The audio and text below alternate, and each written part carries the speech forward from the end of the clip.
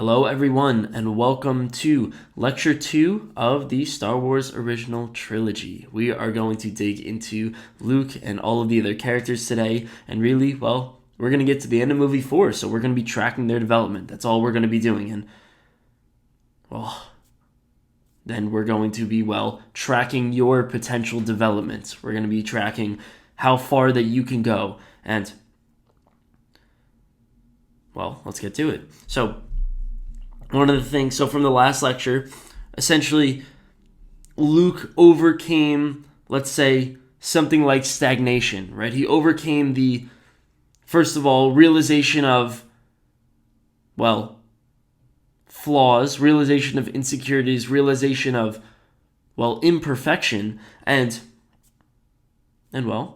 received this call to adventure and decided to take action, decided to do things. And, he hasn't really done anything yet, but just the commitment to do something is something that's really, really incredible. It's like, I think all of us have something that we're just kind of sitting on, right? Like, we always kind of sit on things. You know, I have a few friends that, they want to be finance, like investment banking, Wall Street, finance majors, just the thing that they even know that they don't like. And they always tell me, they're like, someday I'm going to be a CEO.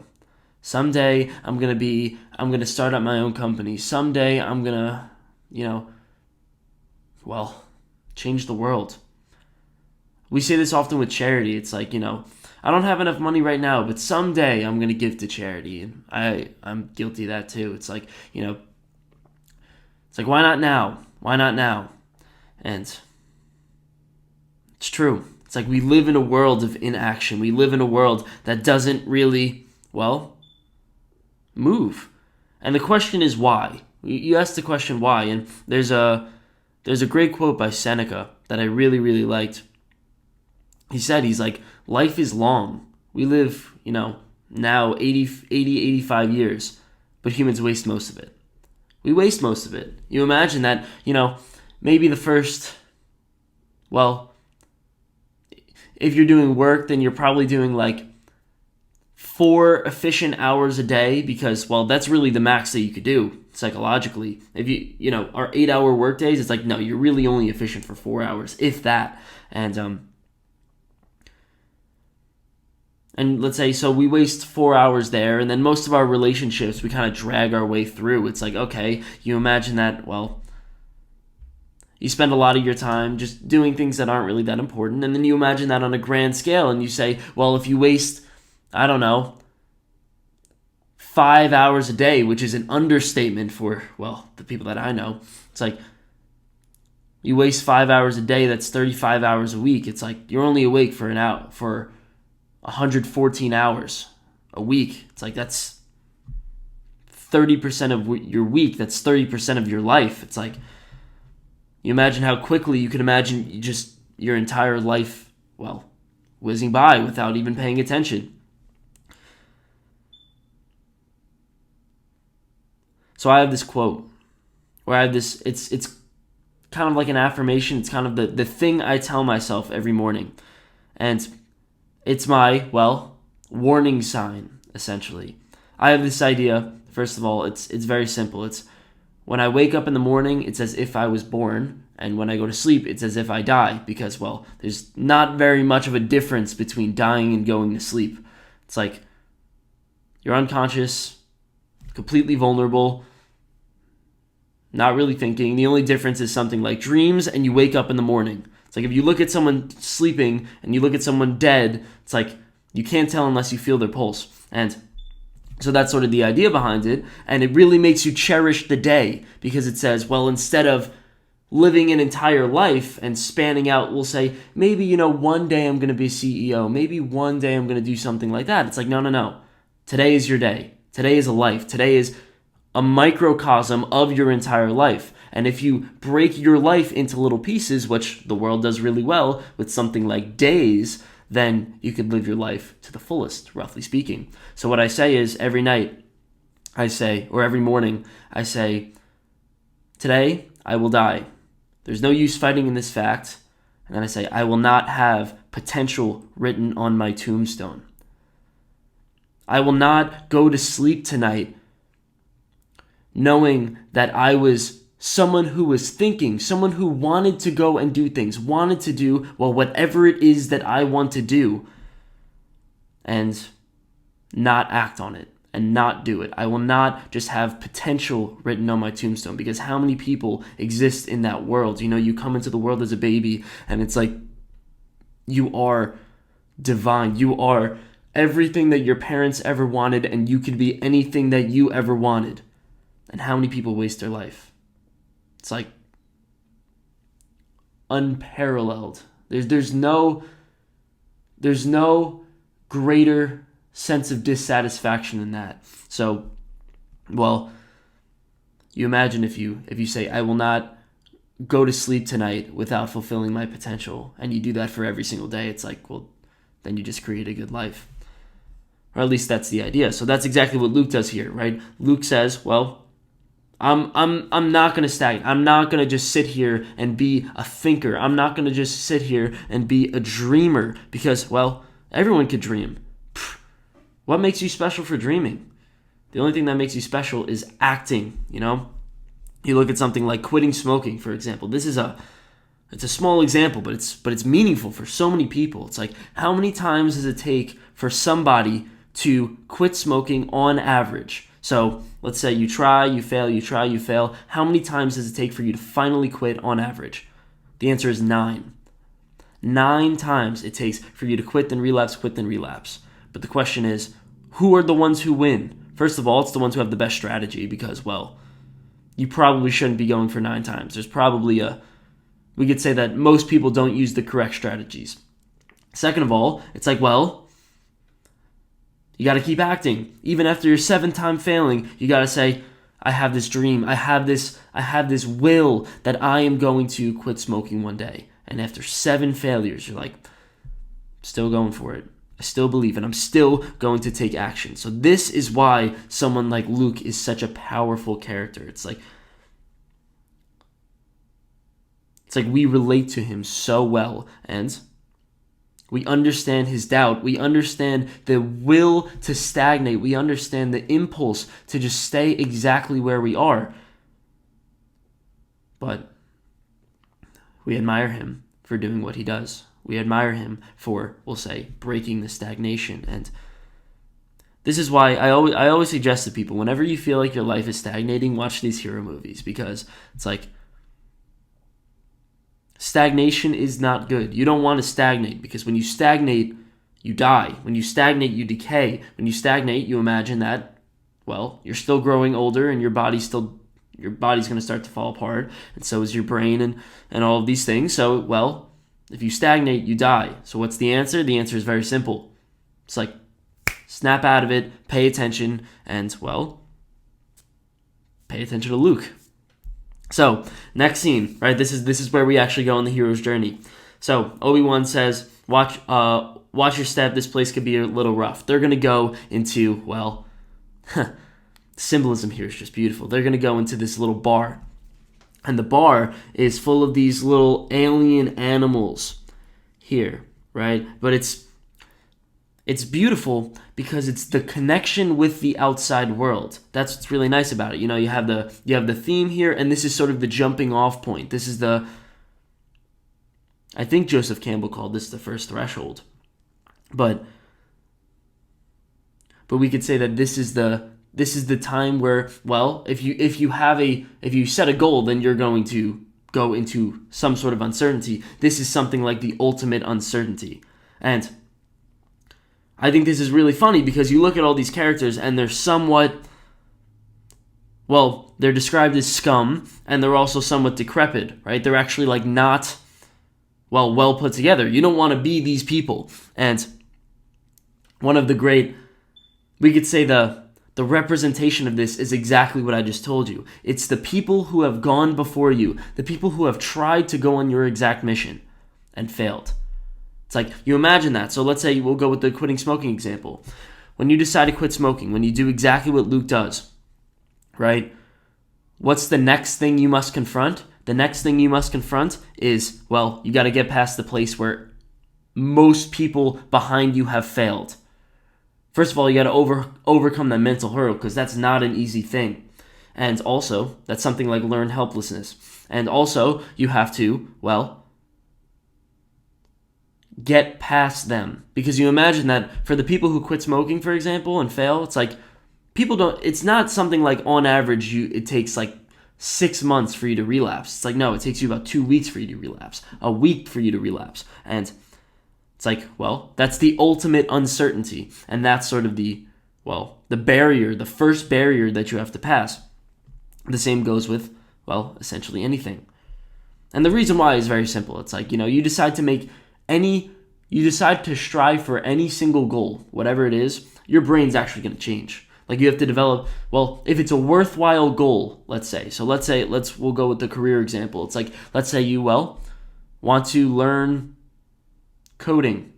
It's like, okay, that's a skill, right? You have to learn a skill along with that. Or let's say you want to be a accountant. It's like, whatever it is, you have to learn the skills associated with that. And, well, that's not an easy task. It's not an easy task. Your brain doesn't like to change. And whenever you learn a skill, well, your brain is always changing. That's the neuroplasticity idea. And, well, this is probably the reason. Whenever people set goals, major life goals, the stats are a little bit, muddy, but it's around 92% of people. 92% of people fail. And, well, you could imagine that. You look at something like a New Year's resolution. It's like, how many people actually stick to their New Year's resolutions throughout the year? I would say about 8%, something like that.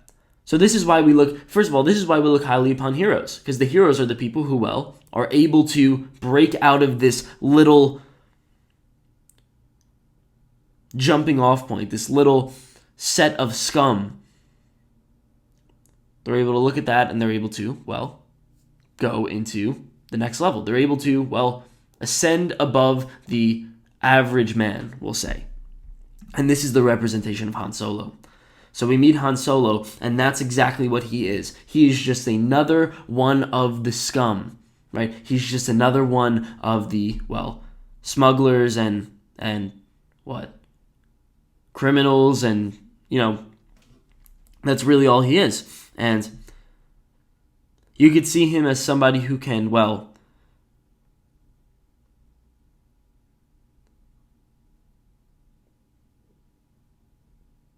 who's seen the outside, who knows what it's like, who knows what a hero's journey's like, because he's done all these things and he's had all these adventures,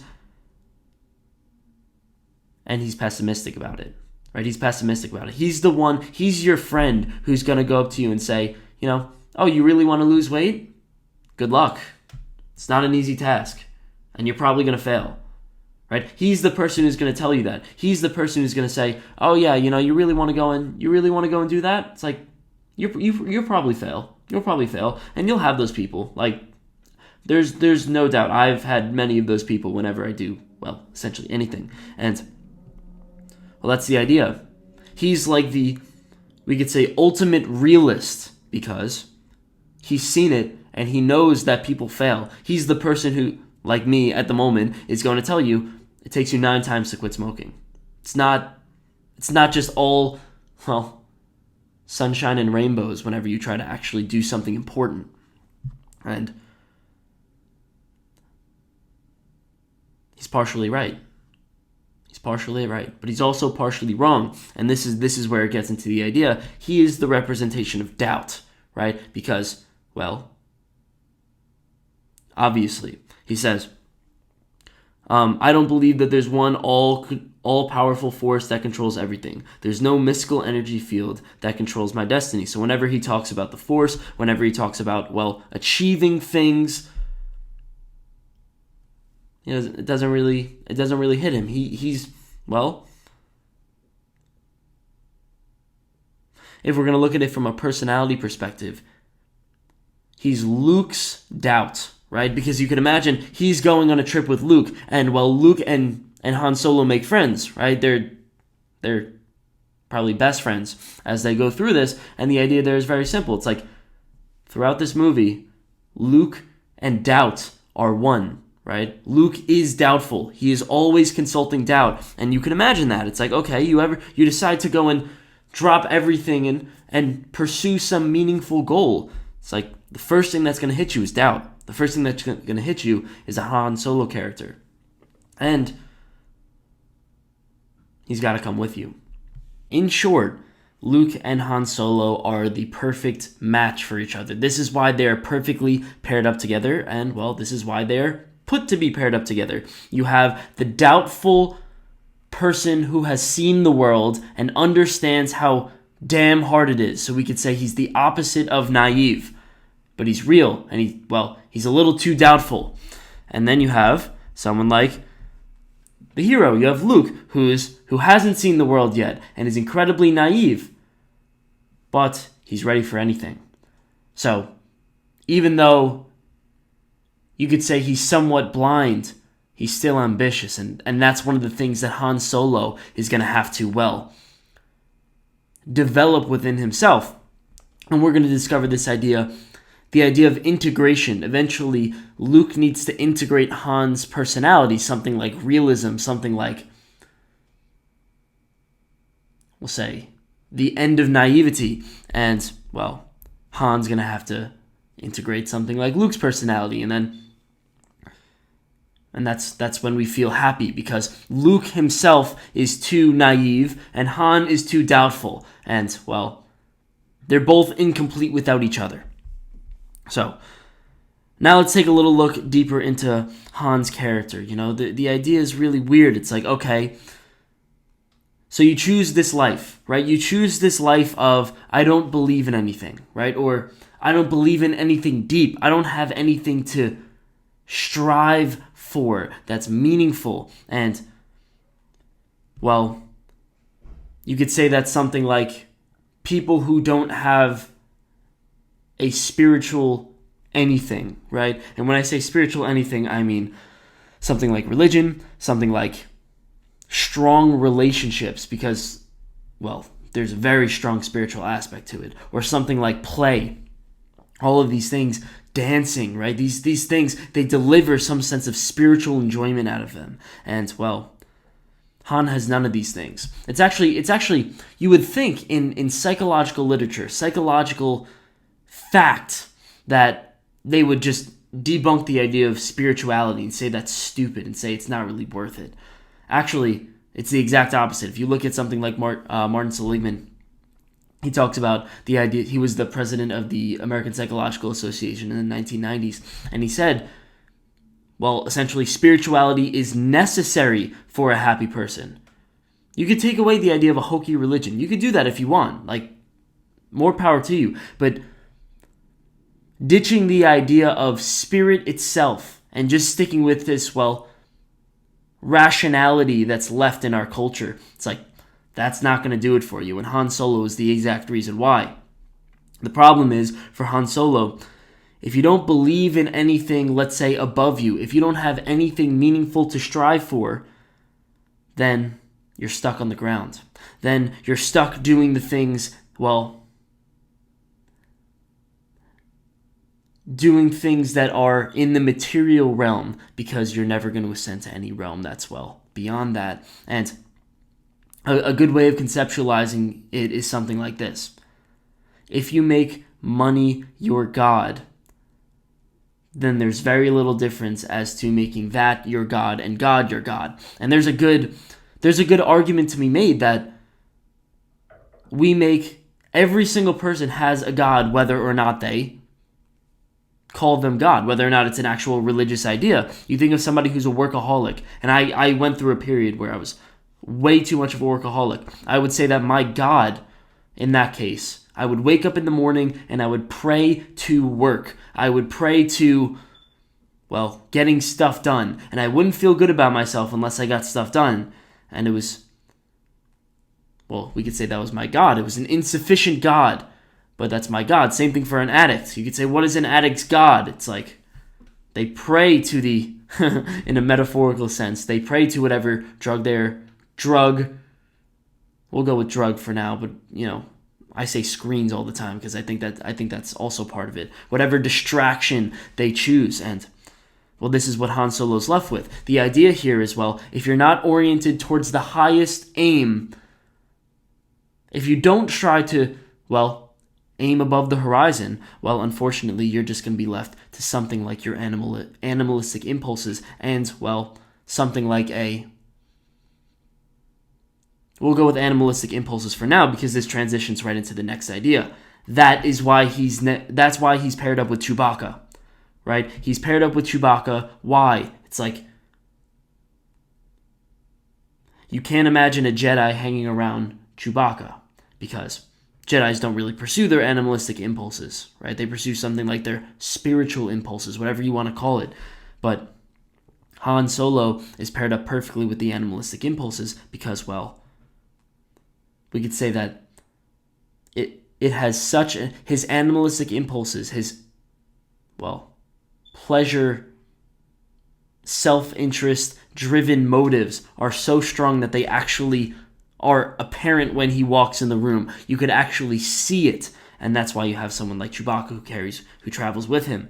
And that's a beautiful idea. It's a beautiful idea. Well, I talked about this in my last lecture, or in the last lecture of 1 through 3, right? In the prequels, it's like you need to pick some sort of god because, well, if you don't pick any sort of god, then a god will come and find you, whatever it is. And for now, we're going to take the representation of greed because, well, who is Han Solo's god? His god is the representation of greed, Jabba the Hutt. Right, Jabba the Hutt is the person that he, well, is always subservient to and can never run away from. That's the idea. It's like you imagine the Jedis pick their god, so they're sort of in harmony with it, you could say. But Han Solo is always trying to free himself. He's always trying to be this individual. He's always trying to, well, not be controlled by anything. But when he decides not to be controlled by anything, no matter what, something comes and finds him. And that's why he's never able to outrun Jabba the Hutt. And, well, you ask the question, what is Jabba the Hutt the representation of? He's a ground animal, right? He has this little tail that kind of connects him to the ground, and he's also very overweight. So you could say he's the representation of,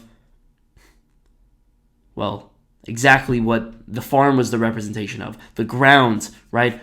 Setting your eyes, instead of looking at the stars, you look at the ground. And, well, he's therefore the representation of materialistic pursuits. And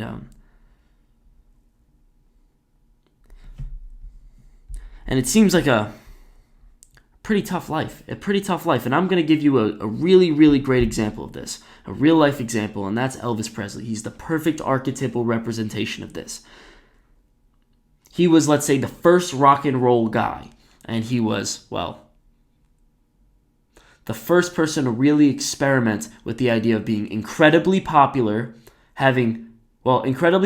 and having all the food and drugs that he's ever wanted is in his entire life. Because you imagine he was popular somewhere around, I think, the 50s and the 60s, and America didn't start living in its amazing abundance until something like the 1920s. That was when the exponential curve started, the Industrial Revolution. And Elvis was really the first person to struggle with this idea of, well, the first known person, besides like the kings of the past, to really struggle with this idea of, well, I have access to every single drug on Earth, and also, if I really want to, what is stopping me from eating 5 hamburgers tonight? And, well, that's what he did. By the end of his life, in the beginning, you think of Elvis, as someone who was admirable, fun, and skinny, and sexy, and all of these things. He was a sex symbol. And, well, what did he turn into? He turned into this guy, right? He's got a double chin going on. He's probably in drugs on this picture. And you look at actually how his life ended. He actually had a pretty sad end to his life. What would happen is about 3 times a day, his servants would come in and they would feed him drugs. It was a concoction of all the most powerful drugs that you could possibly imagine. And the reason why they would feed him the drugs is because he literally couldn't feed them. He couldn't take them themselves. He was so high. And then he would spend the next few hours really just, eating, I think it was something like 5 hamburgers a day, 5 hamburgers a meal. And he would do that constantly 3 times a day. And he became so overweight, and took so many drugs that he eventually overdosed. And you can imagine how miserable of a life that is. So,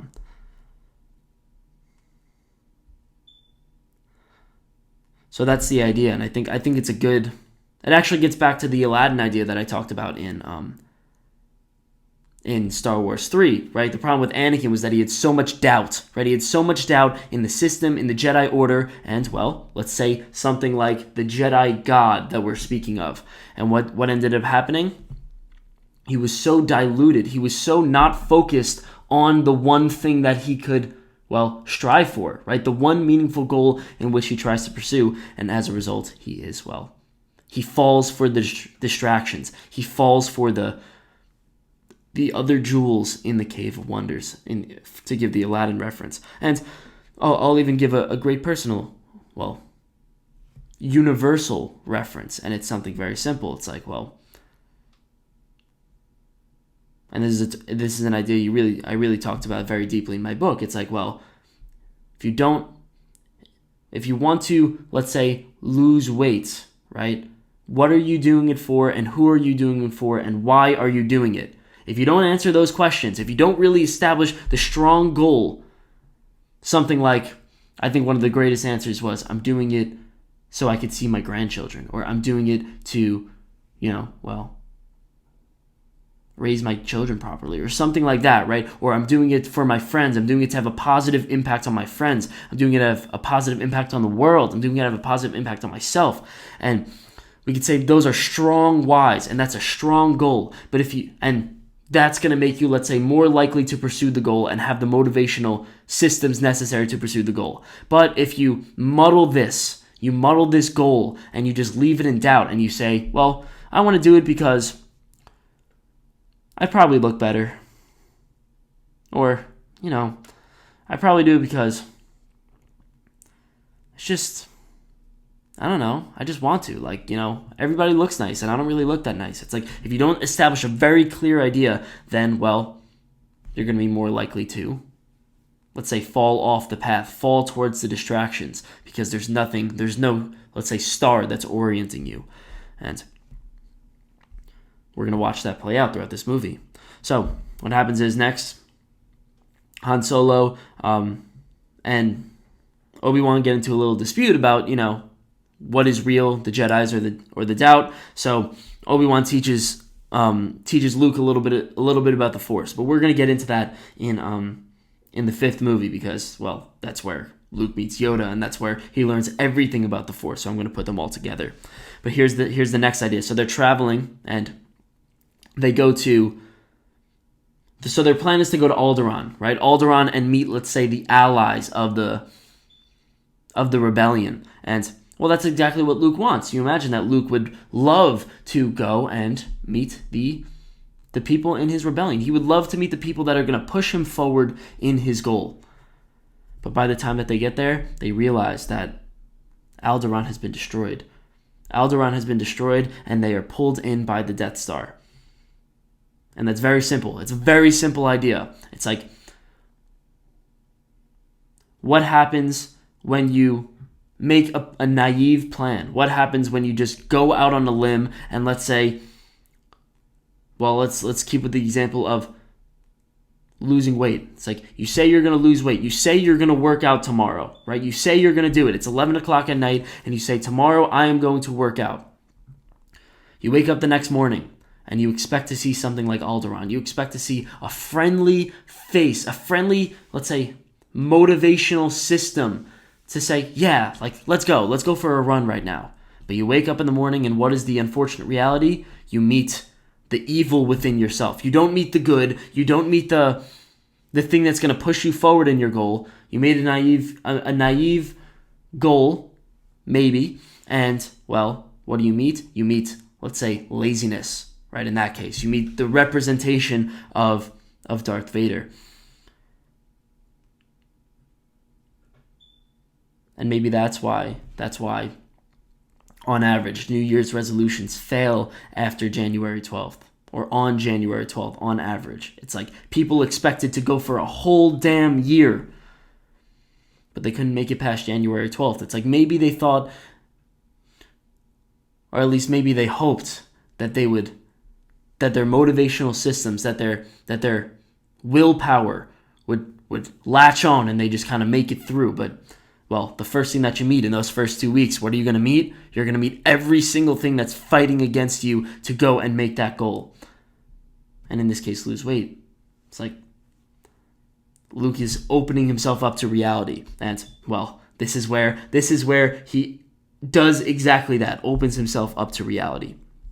So I'm going to skip through a little bit. There are some little plot points, but they go to save Princess Leia. They save Princess Leia, and now we get to the main idea. So I just told you, Luke essentially loses his naivety. He becomes something like conscious, and I'm going to explain to you exactly how this happens in maybe one of the most beautiful scenes that I've seen throughout, well, all of cinema. This is when Obi-Wan sacrifices himself, and I've been spending years trying to wrap my head around it, and I never understood it until recently. So I'm going to break that down for you, and I think this is going to be meaningful. So Obi-Wan, these are the last words he says to him. He says, I'm going to go sacrifice myself, essentially. I'm going to help you guys get out of the Death Star, and I'm also going to, well, distract. He doesn't say it, but he essentially says, I'm going to sacrifice my life. And Luke says, I want to go with you. He says, no, your destiny lies along a different path than mine. The Force will be with you always. It's like, okay. So what does he do, right? Obi-Wan, he goes and he confronts Darth Vader. He allows for, let's say, Luke to escape. And I'm gonna explain this, and it's just such a beautiful idea. So first of all, I'll take you frame by frame. So Obi-Wan says, you can't win, Darth. If you strike me down, I shall become more powerful than you can possibly imagine. And we have no idea what he means by that. We have zero idea what he means by that, and it's not even evident what he means by that when you reach the end. So I'm going to spend time going through that. And so what happens is they get into a fight. Luke sees them, and, well, he wants to watch the fight because he's like, well, my guide, my mentor, my source of wisdom, the person who's, well, taking me on this mission, he's getting to a fight, so of course he wants to see it. And this is just the most beautiful part. So Obi-Wan, this sequence. So Obi-Wan looks at Luke, looks at Darth Vader, and smiles. He, well, sacrifices himself, right? Puts his sword up and whatever, clicks down the lightsaber, and Darth Vader strikes him down. What happens next? Obi-Wan transforms, or at least disintegrates, right? He's not a human anymore. His body's not there. What the hell does that mean? And then Luke he's obviously distraught. He just watched his mentor die. He watched his source of wisdom die, and he hears his source of wisdom in the back of his head saying, run, Luke, run, for the first time. And we're going to analyze this. And the best way to analyze this, and I think this is the perfect way to look at it, is through the archetype in which this was meant to represent. And this archetype, this idea, was represented in the story of Adam and Eve. Adam and Eve is, well, I hope you know the story, but it's a very simple idea. You have essentially two children. You have two babies, two semi-conscious individuals, Adam and Eve, who are, well, they don't realize that they're naked. And since they don't realize that they're naked, clearly they're not very conscious. We could think of them as children, because children don't realize they're naked until something like 2-3 years old. And we could say they're perfectly innocent, right? Incredibly innocent. So what happens? God says, don't eat from that tree.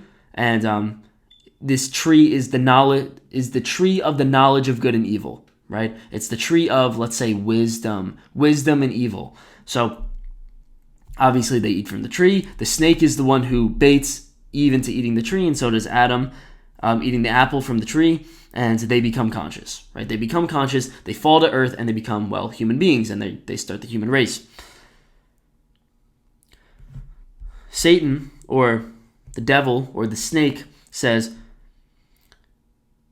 God knows that when you eat from this tree, your eyes will be open and you will be like God, knowing good and evil. So that's exactly what happens. They eat from the fruit and they realize that they're naked for the first time. And we could say they become conscious. So now let's take this idea and apply it to Star Wars, right? Apply it to this exact idea. So you have someone like Obi-Wan. He's the representation of good, right? He's the representation of, well, wisdom, right? He's the representation of the knowledge of good. And what happens is, clearly, I think this needs very little explanation. When he dies, he kind of integrates himself or transfers himself into Luke. That's what it means when he sort of disintegrates, right? It's as if he becomes a spirit, and Luke hears him for the first time, and you could see him looking around. It's like, okay, we've got that. Luke becomes self-conscious for the first time. He ditches his naivety, he ditches his reliance on culture, he ditches his childhood, and he understands the knowledge of good. And we could say that's a good thing. It's like whenever you decide to learn a skill, right? Let's say you want to learn how to code, for example. It's like as you're attaining that knowledge, you become conscious of coding. You start to learn the skills of coding, and you learn, say, maybe the knowledge of good, something like that. But then I felt like there was something missing here. Because the question is, does Luke learn the knowledge of evil? And what does this mean? And, well, to get the answer for this, I actually found it in the story. I think everybody found it in the story of Harry Potter. One of the most, if you look at Star Wars and Harry Potter, they are like the cultural influences on children. And, they have the same archetype. This is what makes it amazing. So what happens, right? What is the representation of Harry's scar? Harry's scar is Voldemort tries to kill him when he is a baby because he realizes that he has potential. He realizes that he can be the person who kills evil, the one who destroys the Sith or destroys Voldemort. They're the same character, and both of them carry a prophecy. You're starting to see parallels. And what happens is Voldemort tries to kill Harry, but fails. We could say, yes, he fails, and he leaves a scar. He leaves a little lightning bolt scar, which, we could say Harry was touched by evil. He was touched by, the knowledge of evil, because that's exactly what happens, right? That's the missing piece. So, as Harry Potter goes through his,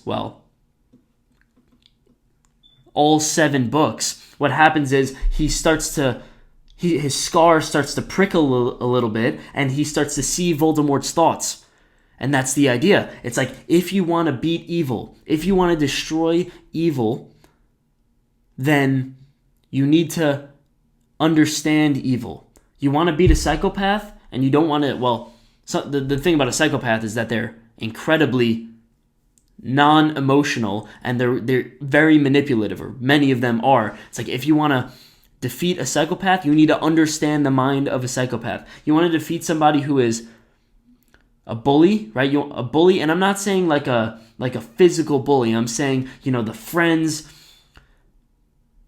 mostly acquaintances that kind of give those subtle put-downs. It's like, you want to beat those people? Stop being so damn agreeable. This was my problem throughout my entire life. It's like, people, especially middle schoolers and high schoolers, man, like, they are out to get you. It is a dominance game. It is a primal dominance game to the T. And, people fight for space. And if you don't stand up for yourself, if you don't, let's say, integrate something like evil, or integrate something like monstrosity, then assertiveness is a good sort of balance between the two. You get trampled on. You become something like a pushover. And, that's what makes Harry so amazing. Harry has this integrated knowledge of evil, and he takes this knowledge of evil and uses it to defeat evil. He doesn't use it to be evil, he uses it to defeat evil. It's a beautiful idea. It's a beautiful, beautiful idea. And this is the answer to the fundamental question in the beginning, right? You have someone like Luke's uncle saying that I don't want him to be like his father, so I just don't want him to go onto the journey anyways, right? This is him right here. He says, she says he's got too much of his father in him, and Uncle Owen says that's what I'm afraid of. The answer is yes, he does have a lot of his father in him. He does have evil. He is touched by evil. Luke is, but if he learns how to control it, if he learns how to integrate it into himself and then, well, use that to defeat it, then he becomes more good than you could ever possibly imagine. And this is why he becomes more good than somebody who is just not self-conscious and doesn't understand any of it.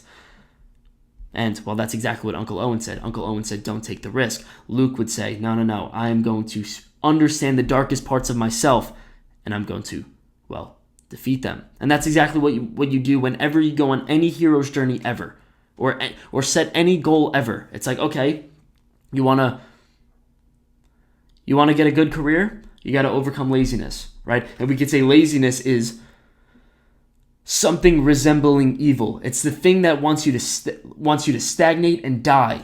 And, well, what do you have to do? You have to understand your laziness, confront your laziness, and defeat it. It's like we do this every single day without even realizing it. We have to have this knowledge of good and evil, and, well, it relies on this knowledge of evil. So now you ask the question, where is this actually playing out in Star Wars, right? In the actual film itself.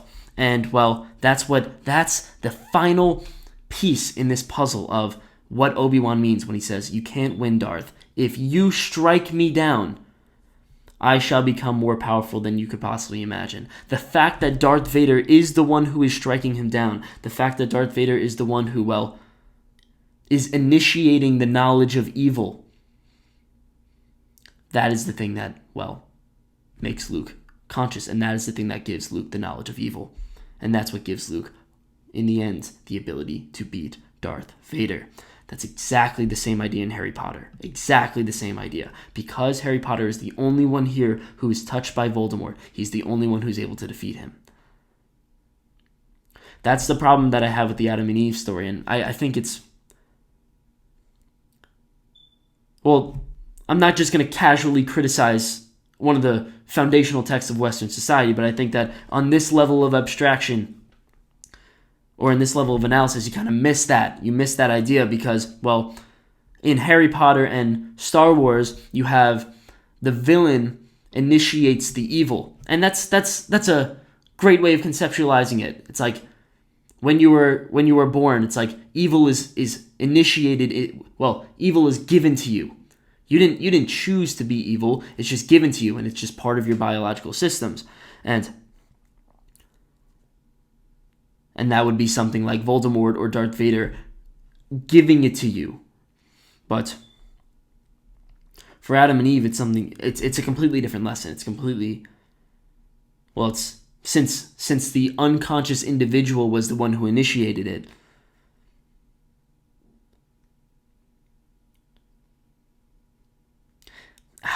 I really don't love it. Well, there's this basic problem with Christian religion, which is very simple. It's like, why is it that becoming conscious, why is it that becoming an individual and learning the knowledge of good and evil, which we could say is inherently good, why is that known as the fall of man in the Bible? Why is that known as the original sin? And why are we spending our whole lives, according to the Bible, trying to, well, get back to this paradise if it's just an unconscious state? And, well, you could imagine that is the dream of retirement, potentially, right? I know many people who are trying to retire, and when they try to retire, they try to move down to something like Florida, something like the most tropical paradise in which you could possibly exist in, just to lay on the beach. And the reason why is very simple. It's like, because working for 45 years, we'll say, 20 to 65, was pretty damn hard. So what is your choice? What is your choice, and what is your dream of retirement? To just, well, become unconscious like Adam and Eve, just to retreat to paradise where there are no problems and you don't have to confront the problems of the world anymore. It's like, that doesn't jive well with me. I really don't like that.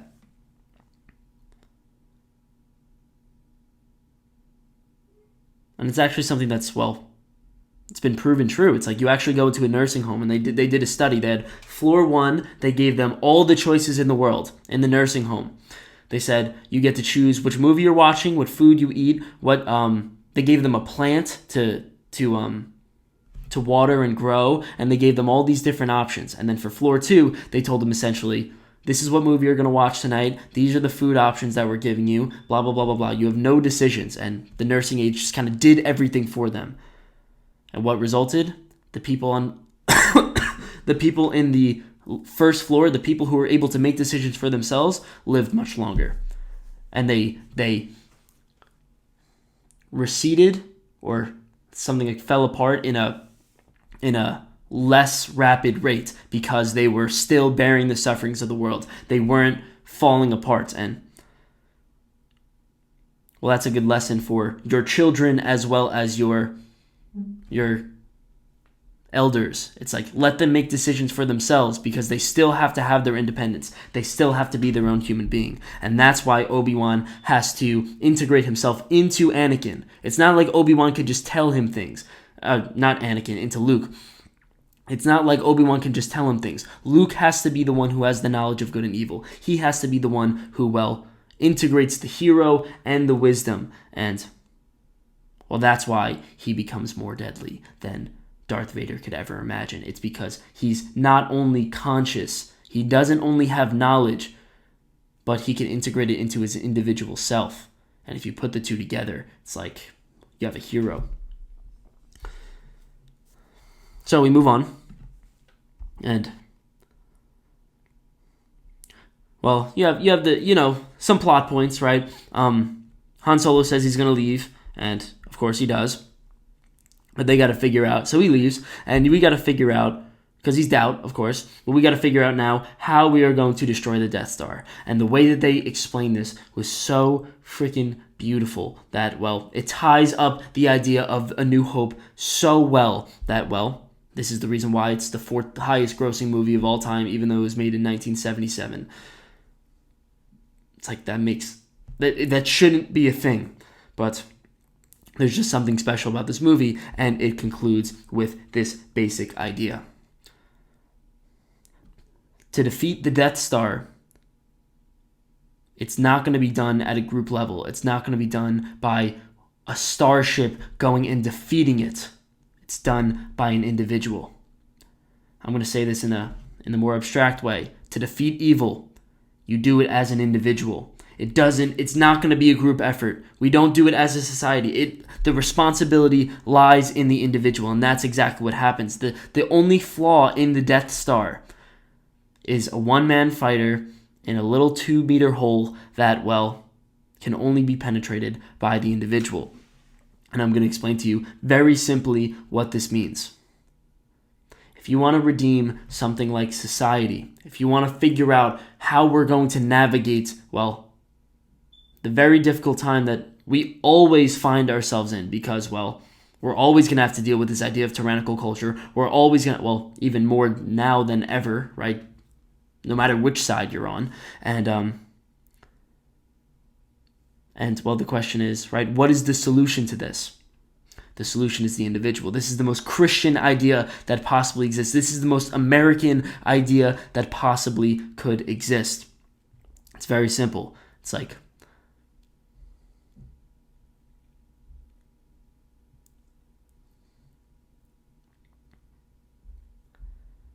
you look at all of the movements that have ever been started, it always starts with one person. And it always grows. You always have to have one figure that really leads it. And, well, that's maybe the most obvious representation, but then you take it a little bit lower and you say, okay, you have this leader, right? Humans, unfortunately, we have this major human flaw, which I explained in the first three movies. We have this major human flaw in which we conform to authority. It's like Martin Luther King. A lot of the reason why people sort of latched onto his ideas is because He's a strong, powerful authority figure. It's like, and we're okay with that because he was fighting for good, and that's fine. It's like, but then you look at something like Hitler. It's like the same thing happened. People latched onto to his ideas because, well, he was a strong, powerful man, and he could get them things. It's like, there you go. The problem, therefore, with, we could say, on a societal level of something like collectivism or something like identifying people by their groups is, it's very simple. It's like, well, then there is no conscious individual within the structure. It is just a group of individuals that have one set ideology, whatever it is, right? Let's not even think of it as groups. Let's think of it as political parties. So you see something like the Republican Party and the Democratic Party. It's like, well, we pick a president, and the problem with the president or a candidate is that that person becomes the face of the party. You know, with Donald Trump, it's like 90% of Republicans favored his policies after 3 years. It's like, well, did they favor them before? Not really. It's just, well, partially because he was an authoritarian figure, and people like authority. People love authority. They love, well, would that be a brutal thing to say? Not having to think for themselves, but that's why you need to figure it out at the individual level, right? The problem, if you keep going with it, is you say, now you create this ideology from the top down. And it's the same thing with the Democratic Party. I'm not going to, there's no denying of that. It's like, you have this underlying structure, right? This overlying belief system. What happens when this belief system becomes wrong? What happens if, well, let's take actually the Soviet Union, for example. Alexander Solzhenitsyn talks about this in the Gulag Archipelago. He's like, as a society, we came to this idea. We said, socialism is going to work, right? And communism, socialism, whatever we decided to pull off, because, you know, what they wanted to pull off and what they actually pulled off was very different. But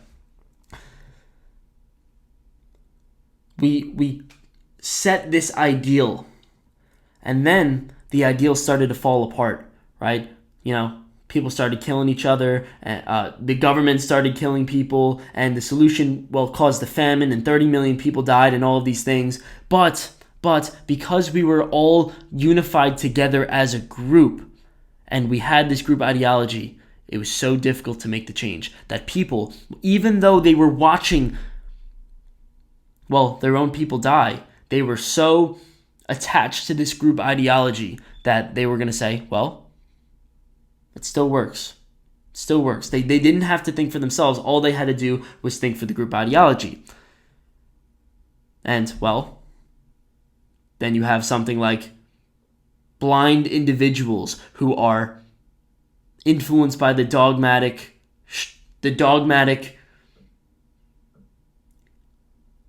collective idea, collective consensus.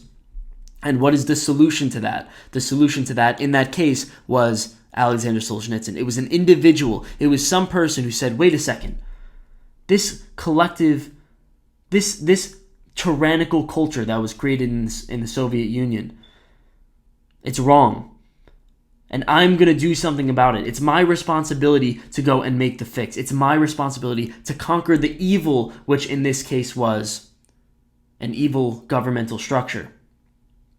And that's what he did. And that's what he did. He wrote a book that won the Nobel Prize, and now his book is mandatory reading in Russia, because now it is Russia in a state that is now free of the Stalin-infested land that killed 30 million people.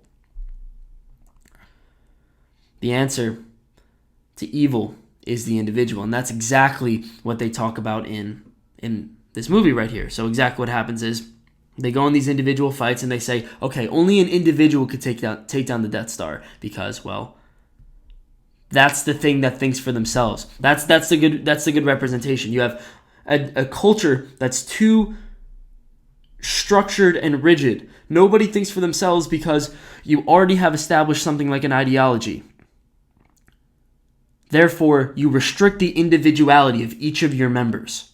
It's like, that's the problem with something like having one solitary voice for minority communities. It's like,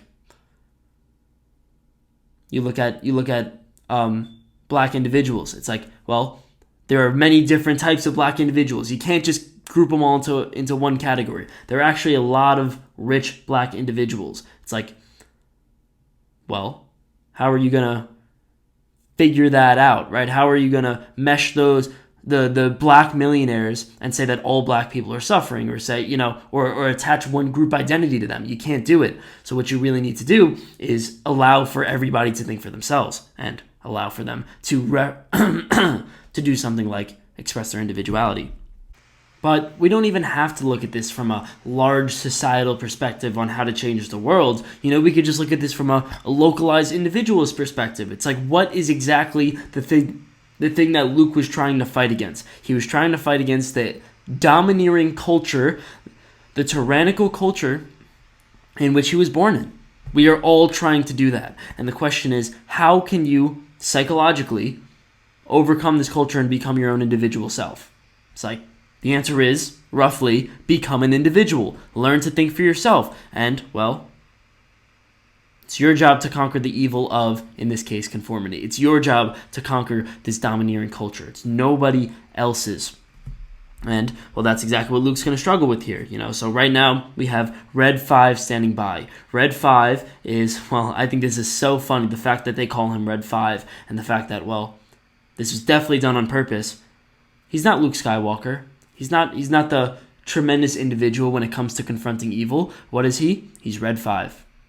And there's also a Red 4, and there's also a Red 6. It's like, he's just another one of the people. And, well, that's exactly what he's fighting against. He's fighting against this idea of not being an individual. And, well, he starts to think, right? He starts hearing Obi-Wan's voice saying, Luke, trust your feelings, right? He's starting to think for himself. He's starting to, well, incorporate the wisdom of the past.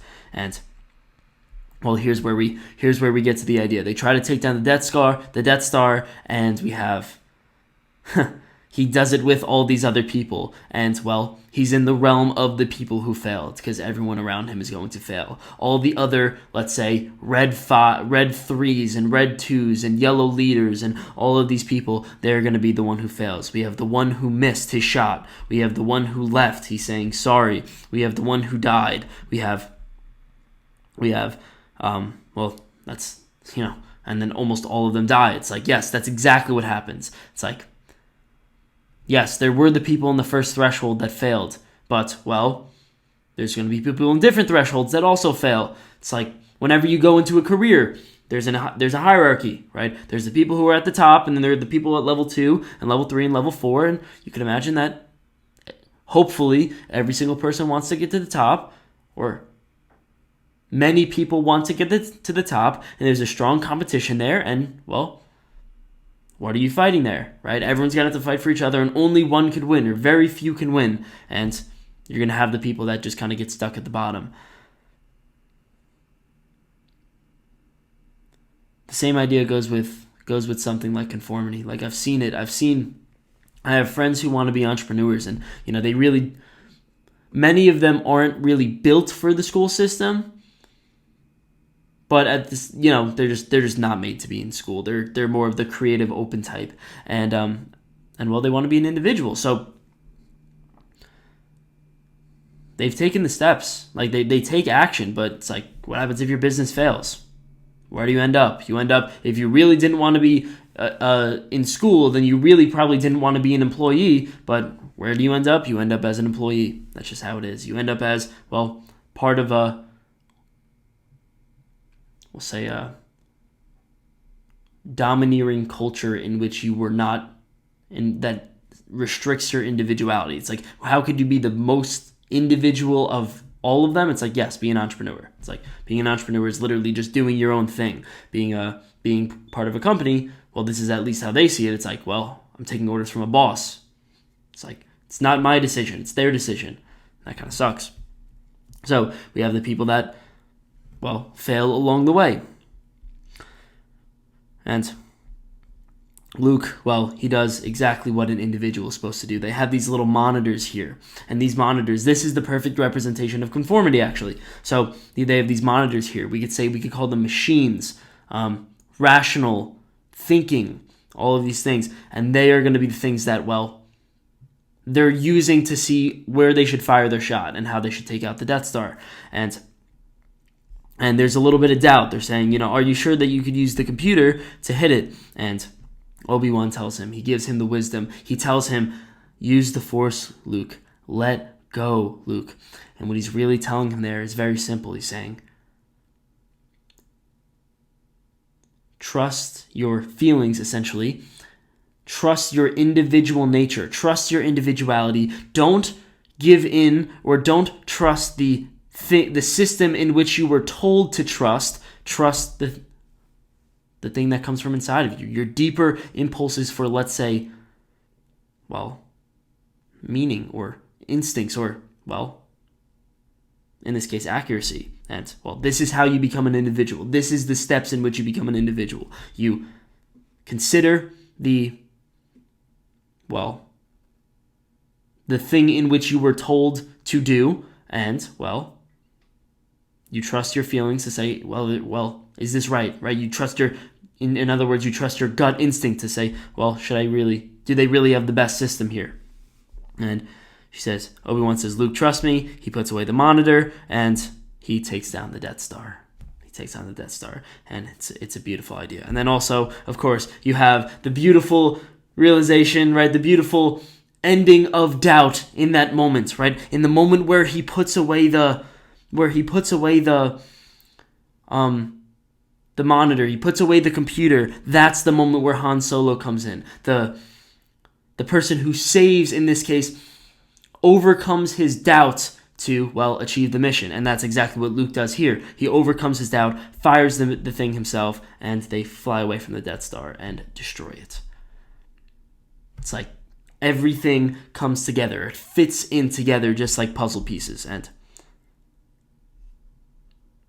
well, in some, that's how you become an individual. That's how you become a person. That's exactly what this movie is about. And then Obi-Wan tells him, remember, the Force will be with you always. And remember, that's exactly what he told him right before he died.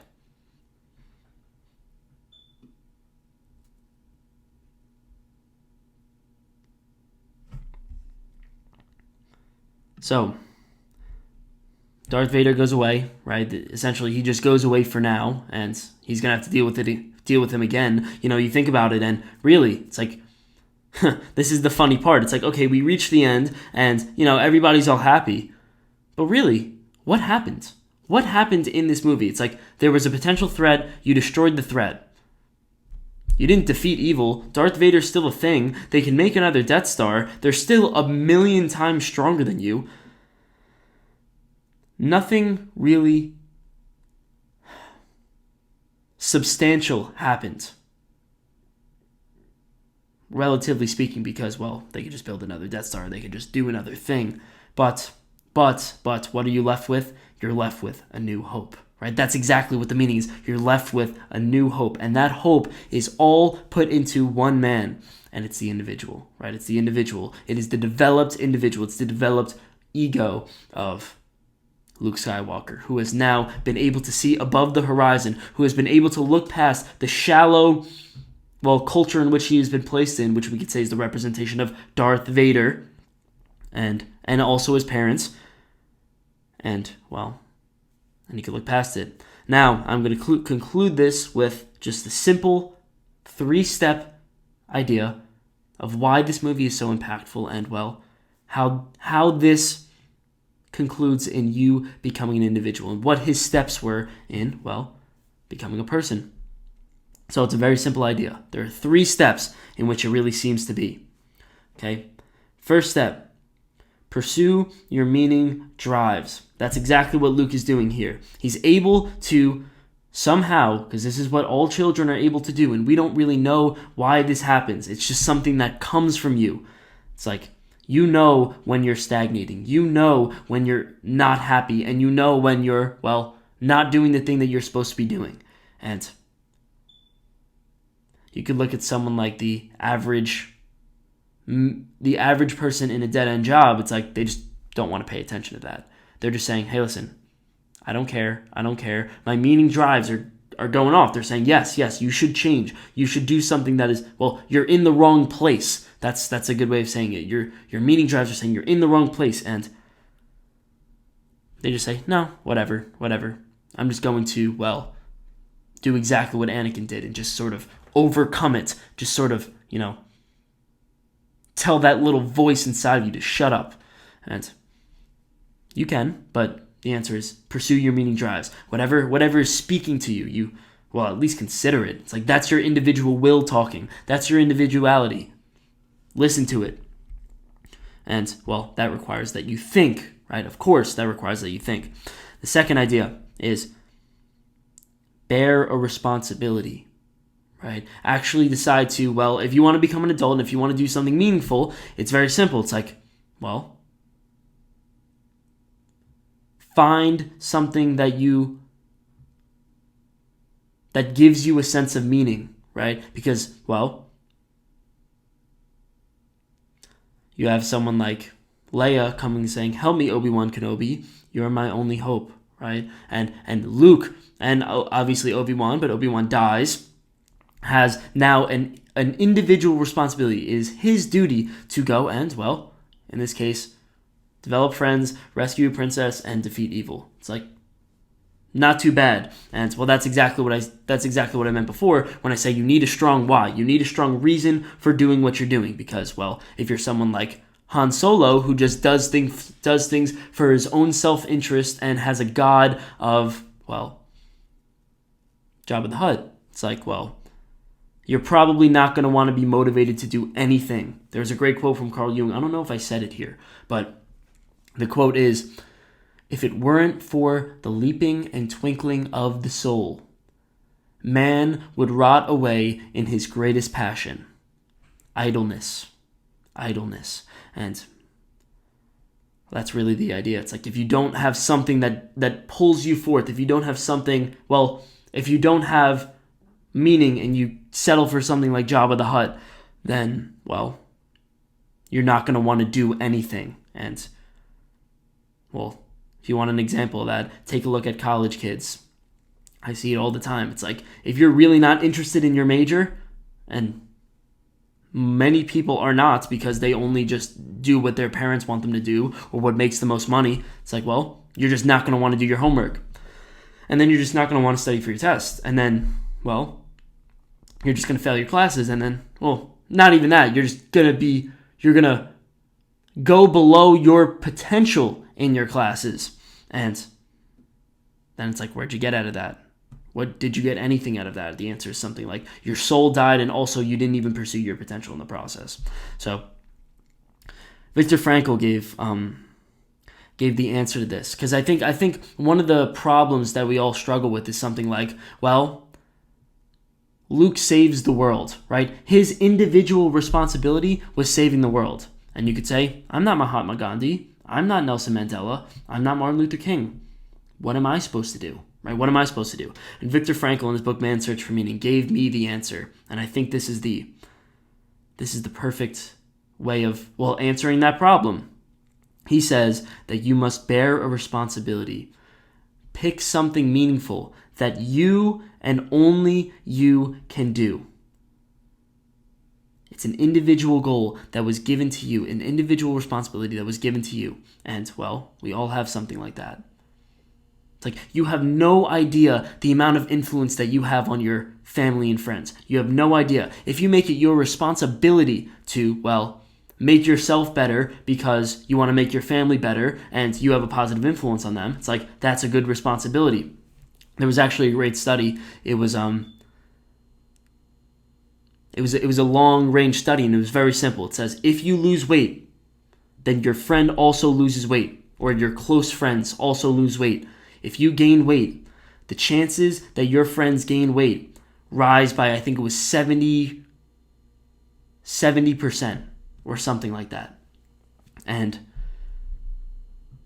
it's like you think you have no influence on your friends. You think they're just them and you're just you. But the reality is we are all so interconnected. When they look at you eating that whatever, right, good or bad, they're also going to say, there's going to be that little thing going on in their heads. Like, okay, maybe I should follow him. Maybe he's on the right path. Or, well, if he's on the wrong path, then I could go on the wrong path too. Why not? Buddies, we're in this for life. So the idea there is, well, second step, bear a responsibility that you and only you can do. You could bring it to as small of a level as possible. That's why raising a child is the most meaningful thing that a person could ever do. And, well, that's almost a unanimous thing. It's like, because only you could raise that kid. That's it.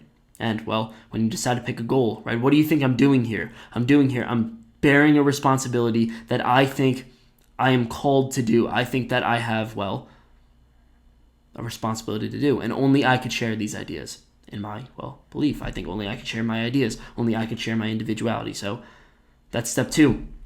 Step 3 is very simple. Act it out in the world. Act it out in the world. And, well, connecting it to, well, the ideas that we talked about in the beginning. It's like, unfortunately, you are a useless, we'll say, inadequate individual. But that's okay. That's okay because, well, that could be your setting sun. That could be your setting sun. That could be the setting sun in this binary sunset. When Luke decides to look out to the world, he contemplates the fact that he is inadequate, but he says, wait a second. I have potential. The potential me is also a part of me. And, well, if I choose to pursue that person through effective action, if I choose to be the person that is more like my potential and less like my inadequate self, then, well, I could be a hero. I could be a hero and I could do, well, God. Well, if you do that, then you are deadly. If you do that, then you are deadly. You can do anything. It's like you follow those 3 steps. It's very simple. Pursue your meaning drives, whatever calls you. Bear a responsibility, and then act that out in the world.